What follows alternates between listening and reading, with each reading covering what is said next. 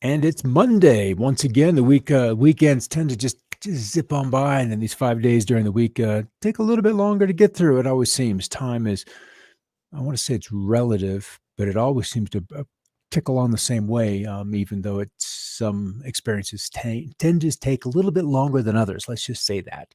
All right, back to weather. We've got those two tropical storms, one likely to be a rather potent hurricane. One has been a hurricane, although its guts, its inner circulation has been completely exposed and exposed through most of the day. That one being Marco. Now with heavy thunderstorms onto the east side of it, the circulation has been off to the west, and at least since noon, Vicky, it's been exposed, circulating there wide out in the open, easy to see on the visible imagery, but almost impossible to discern on radar. And it's usually the other way around, where in a hurricane or even a tropical storm, the thunderstorms are in and around the center of circulation, the lowest pressure. But that's just not been the case with Marco. It's been a little bit odd the whole way. And in a way, Laura has exhibited some of that same behavior, to where from satellite to satellite presentation, you don't begin to see a lot of circulation. It has to be sensed via the radar in Puerto Rico, as it rolled over Puerto Rico on Saturday, giving them between 1 and about 6 inches worth of rain. They just had Isaias the week prior, so that island is kind of soaked. Good to see a few of you showing up on there. Let's head on over here and have a look around. We'll start with Korea. And if you've been with us for a little bit, we've been talking about the Chinese flooding and North Korea, the food situation they find themselves in, largely due to the effects of weather.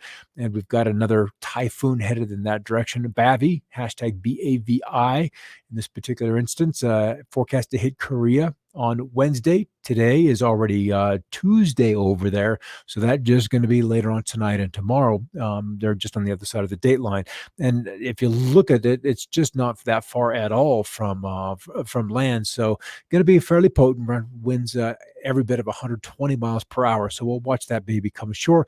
NASA is making strides towards sending the first woman and then the next man off to the moon. That is inevitable. We're back in the space race. It's kind of exciting, excuse me, to see this nation back with a priority to get into space, and they're definitely spending some bucks on this project. And then just because it's so hot out west, why not? Why not go for a ride? You get into the ditch, whether it was intentional or not. This bovine is there, and it almost looks like she is having fun when with a little, how do I want to say, ranch mate on there, just curious about how to get a drink of water out of that. That's probably how it happened. Just went in to get out of the heat, because it's been hot in those desert climates. That's probably Arizona, Utah, New Mexico, Texas, where they've had to cement the ditches to keep the water from getting away from them. All right, something that's been on the headlines, at least we've been watching, is the cold. Just the bitter cold that has been through Argentina, through Chile, through Paraguay, Uruguay, just cold, 20, 30 degrees colder than normal, and snows. And this is the forecast out the next 14 days, drives another instance of cold, and that's just the blue temperatures as compared to normal.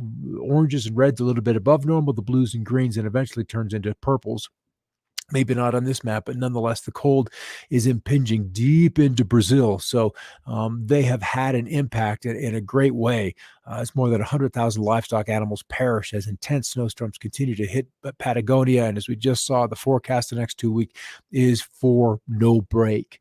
And this would be one of the symptoms of climate change in one way or another via, how do we say this kindly, so as not to annoy both sides? Climate change, period. If the sun's doing it, then we're going to see more episodes of cold. We'll see earlier falls. We'll see later pushes of cold into the spring. If it's the global warming, they want to attach themselves to the extremity of the event, regardless of its cause, and I'll grant you that. Nevertheless, the climate is changing, and we can debate, probably in hindsight, where we're all going to be comfortable with that. Give it 5 years, and we'll have this baby played out. But nonetheless, things are happening.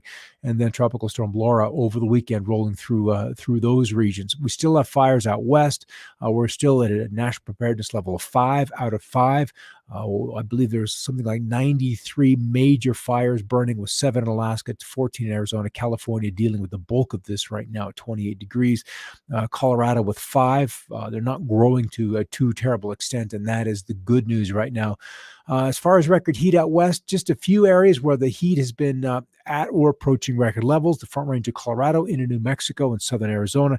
Also, maybe western Florida, where it looks like Tampa and Syracuse at both 94 degrees. That's Syracuse, Sarasota, and then Tampa at 94.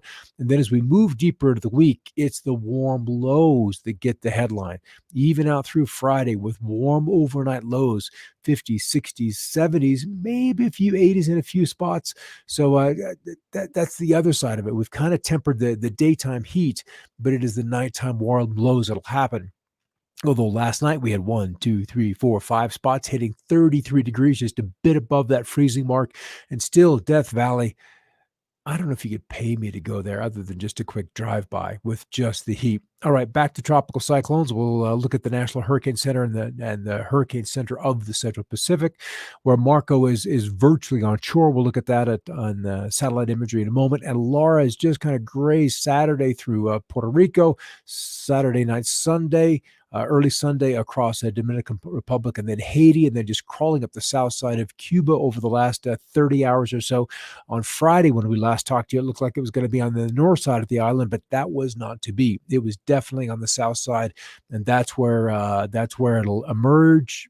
A little more southerly latitude, and it definitely looks like it's going to be Louisiana, where we have impact.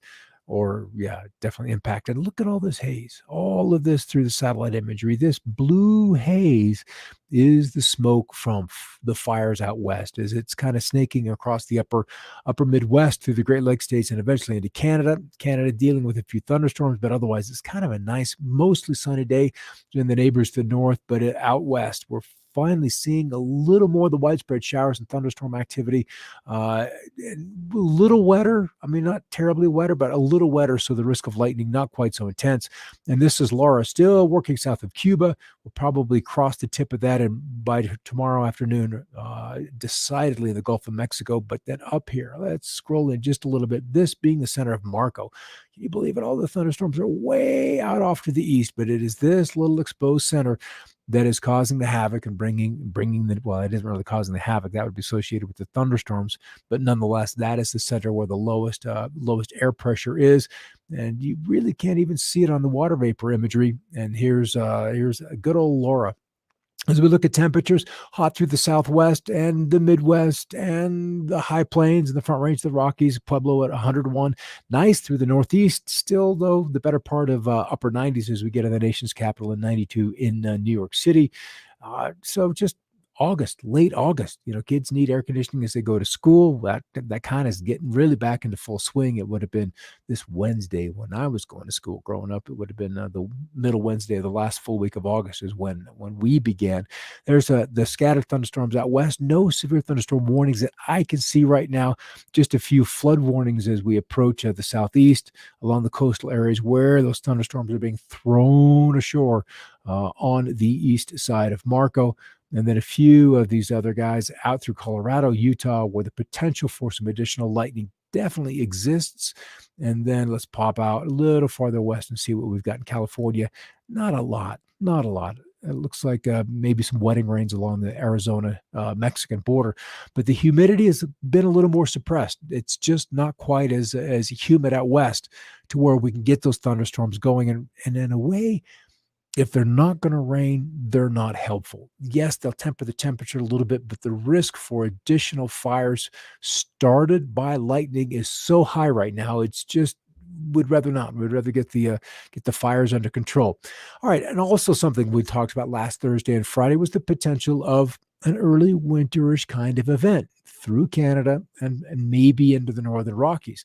As we roll out, we'll probably be looking at Laura here being the highlight. Otherwise, it's a lot of northerly breezes. And these red dashed lines, this is what we call thickness.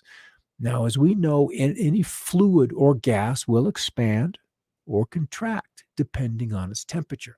The warmer it is, the greater it'll expand. And if you have two pressure layers, say the surface and then say halfway through the atmosphere, and the warmer it is, that atmosphere, that gas, the combination of gases is going to expand.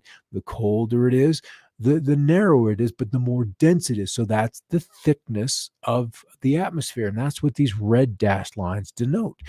When we begin to see, and I'll roll this forward, there'll be a blue dashed line, and that typically is the threshold for where snow happens. And again, it is still July, and to be looking for that is kind of scary, but there it is. It begins to show up in mid-Ontario, northern portions of the prairie provinces of Canada, this by the beginning of Labor Day weekend. That's the snow line, the 540 thickness line. Now, when you get to 570, that's very comfortable. That's highs bumping up on 80 degrees. When you get into the middle 580s, you're like, what's going on? I want to go north for the season. But nonetheless, we begin to see then this is just plain old snow showing up in those higher elevations of the Canadian Rockies. And then a nice push of rather cool air all the way south. This is 546, which is the next contour, warmer than snow. And that plunges all the way to southern Wyoming Labor Day morning on the 7th of the month. Actually, it would be that right after Labor Day weekend, I should say. So we're probably going to be looking for our first frost somewhere in the Northern Rockies, Labor Day weekend or shortly thereafter. Now, and then there's another surge of cool air right on its heels. And this, in my eyes, is then an indication that something is squeezing the warm season, squeezing it in the spring and squeezing it in the winter. And we're seeing that in the Southern Hemisphere right now. And in the story earlier, Patagonia, where the winter's a little more intense, or maybe even a lot more intense than it would be otherwise.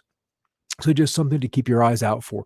So we'll watch these two kind of winter events, and the greater the amplitude of the jet stream allows this to happen. So when you see huge warm showing up in the Arctic, then that means that heat that would have been up there has gone somewhere else. And then this would be the anticipated snowfall, 8, 12, 3, 8 inches, 10 inches, 11 inches. So it's a nice little coating of snow on certainly the higher elevations, and then some showing up, 3, 4, 5, 6 inches in northern Quebec. But likely it's just the beginning of the wintertime season, or not winter, but at least fall, where we begin to see the cool air already through the mountains of the west. We're seeing those aspens and those cottonwoods beginning to turn colors. So that seasonal change is upon us. And this is something we started watching 5 days ago, just to kind of get you a bit of a heads up. They've been hitting the Jersey skies hard, Scott Donato says, for about 3 weeks now. We've seen them in Colorado, but not too terribly intense. And it always tends to be out ahead of events. It's like the Canadian or the sport curling, where if you can manipulate the ice just a little bit ahead of the ball, of the puck as it comes down the way, then you can begin to guide it ever so slightly. And it's been my experience that's what happens with those guys in the skies. So are you kidding, Robin? Yeah, no, I'm not. Probably not a first frost here. The cold that likely stays on the other side of the Rockies. So the San Luis Valley, at least at this point in time. Now, granted, this is a long way off. It's like a pitcher. This forecast is like try a pitcher out in the outfield trying to, still get a strike across, home base. We can get the ball in the vicinity, but we at least get the trend of what's coming. And that will be for a couple of cool blasts to come out of Canada as we move towards the latter part of the week. I might have had another map here. This was precipitation, just showing that the browns and reds are below normal precip, but at least some of those mountains of Colorado will get a little bit.